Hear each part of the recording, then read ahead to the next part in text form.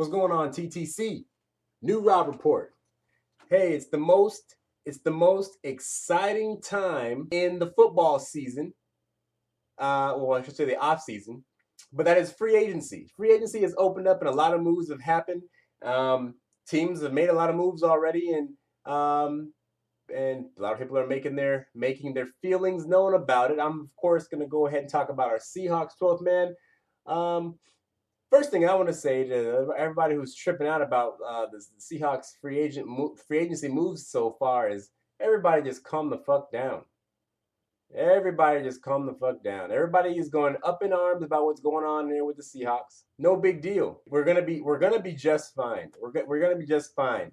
Just want to go over a few of the moves. People are acting like our entire team is being dismantled, and we're going to be a non-factor next year. I'm seeing a lot of crazy stuff on the social media networks. This is how football works. This is why we love the game that we love. It's what creates parity in the league. It's what's allowed for Seattle to rise to the level that they're at now. It's just this very thing happening. So everybody calm down. It's no big deal. So we lost Sidney Rice. Sidney Rice is at best an average receiver for us anyway, and he was hurt most of the time. He was hurt most of this season anyway. So we only have room on our roster for one injury-prone receiver right now. Percy Harvin has that role. There's no room for Sidney Rice on there. But that being said, there's a chance that Sidney Rice might come back.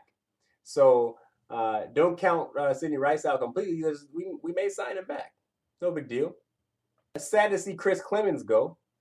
I liked having Chris Clemens on the team.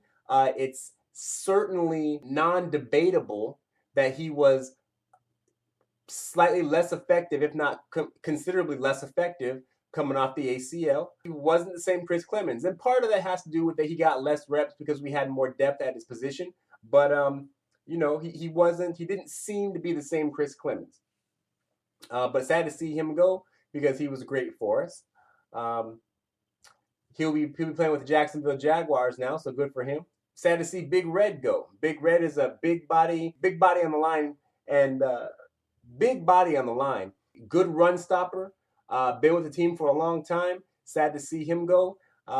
He's also going to be with the Jaguars. Gus Bradley is no fool harvesting, his former players from up here in Seattle. Good for those guys. No big deal. Brandon Browner, we didn't re-sign Brandon Browner. That can't be too much of a surprise. Brandon Browner is a Patriot.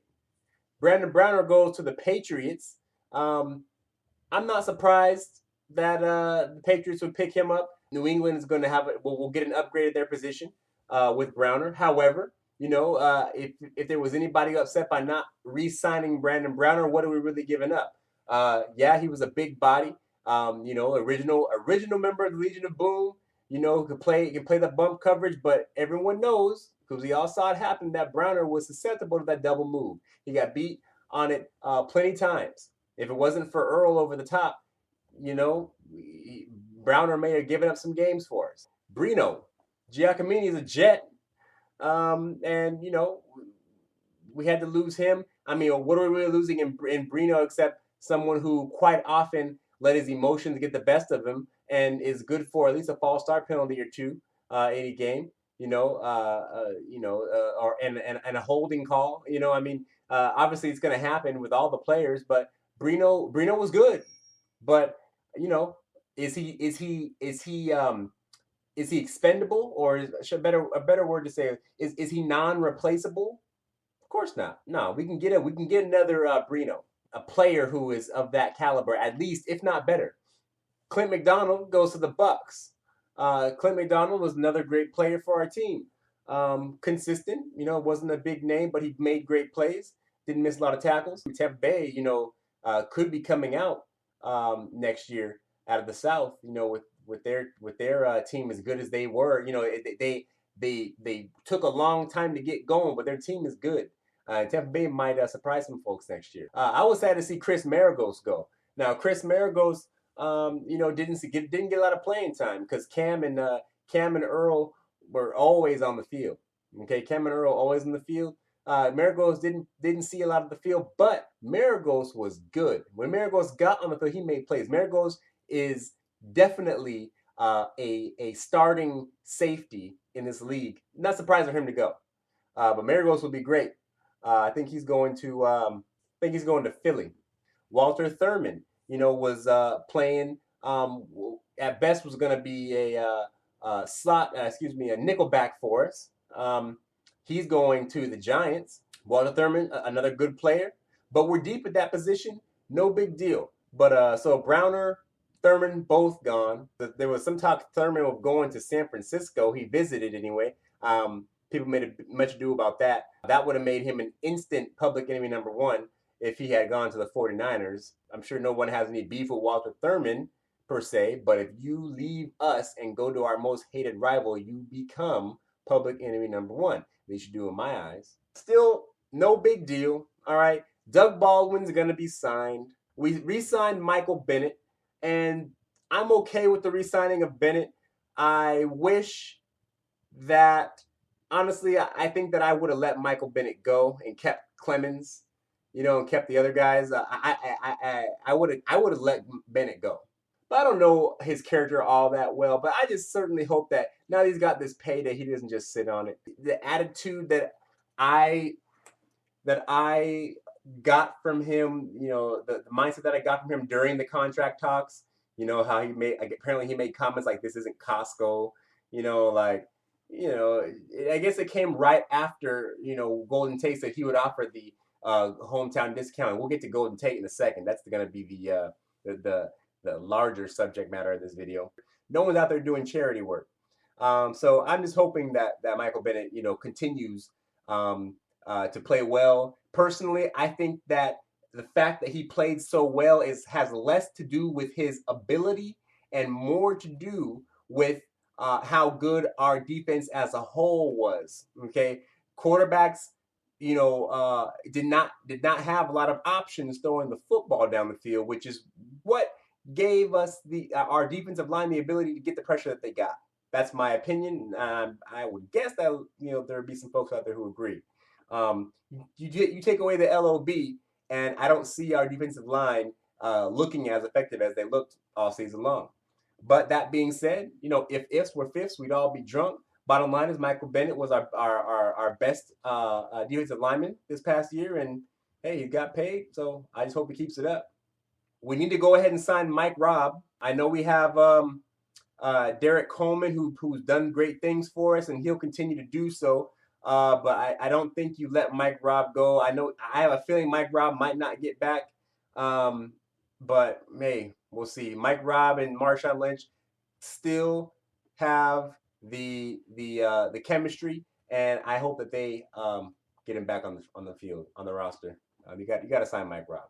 And that leads me to Golden Tate. I guess it's inevitable for our most controversial player to continue that controversial way with his exodus from the team. Golden Tate made a lot of and you know what? I'm gonna point fingers at everybody in this. Okay, some of you I'm talking to may be guilty of this your damn self. It's your fault, Golden Tate. It's your fault, 12th man, and you'll understand what I mean by this in a moment. Golden Tate did a good job to make some folks happy by offering the hometown discount to his team he just won a Super Bowl with. Been with the team for 4 years. Been basically a stand-up guy. Hey, I'll take a little bit less to stay here. Sure, okay, I get that. But Golden Tate, after all that, the Seahawks made him an offer that wasn't good enough for him. That's fine. This is football. This is a business. Obviously, not every offer is going to be okay. He said he'd take less, but he didn't mean that much less, so he couldn't do it. Sure. Okay, he's got a family. He's got to get himself set up for the rest of his life. He only has who knows how many more years of football left he can play, right? Now it's come out that the offer Seattle made him was less than half of what Detroit offered him. And he went so far as to say that it was laughable. And the comments that apparently were made, I feel he's playing a little bit more of a victim than he should. He goes so far as to say that he went out there. He was there for 4 years and did everything that he was asked, and led the team in this and did this and that. He was active in the community and did everything the coach asked of him and never got in trouble and all this stuff. In the article that I read, I'm like, Golden, first of all, man up. You got paid, so get over it. And second of all, when it really comes down to it, you first got to Seattle, you got in trouble for breaking into a donut shop, which is stupid. I mean, but that has nothing to do with anything. But I mean, he's making himself to be such a victim, like he's holier than thou or not without any faults, having nothing to do with his contract negotiations. But he just made himself seem like he's such a victim. And really, the most famous thing Golden Tate has done is the Fail Mary.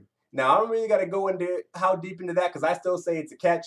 But his most famous thing is what he's infamous for. Golden, as good as you've been for the Seahawks, you haven't been that good, bro. All right? You've been a average receiver. Okay? Not to sound like Chris Carter. Okay? I didn't say you're pedestrian. I didn't say you're an appetizer. But and I'm not saying you can't be a great receiver. But for the Seahawks, you haven't been anything more than what they've asked from you. Okay? And that may just be because they haven't asked it from you. And maybe just that. But the bottom line is you've only been asked to do exactly what you've done and nothing more. You haven't done anything more. Now that could be you could be a victim of circumstance. That's fine. That's fine. But that just could be the reality.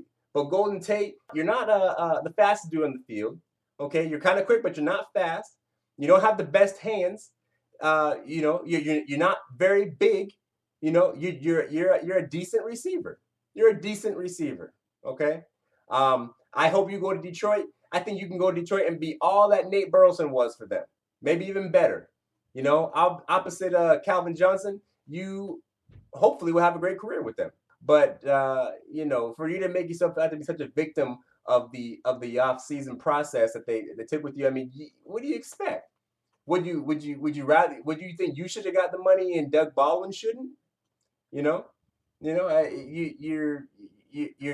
Golden Tate. That's it, Goldie. That's it, Goldie. So you're not a victim. Okay, you're no more of a victim than anybody else who gets cut this offseason. Now, what I will say is 12th man. Very, very, very poor showing by the 12th man who has completely turned on Golden Tate after not staying in Seattle, after taking the Detroit job. Very, very sad. Very sad. I can't believe that. Well, I guess I can believe it because people are fucking stupid. But how you really gonna go ahead and hate on Golden Tate for not taking double the money?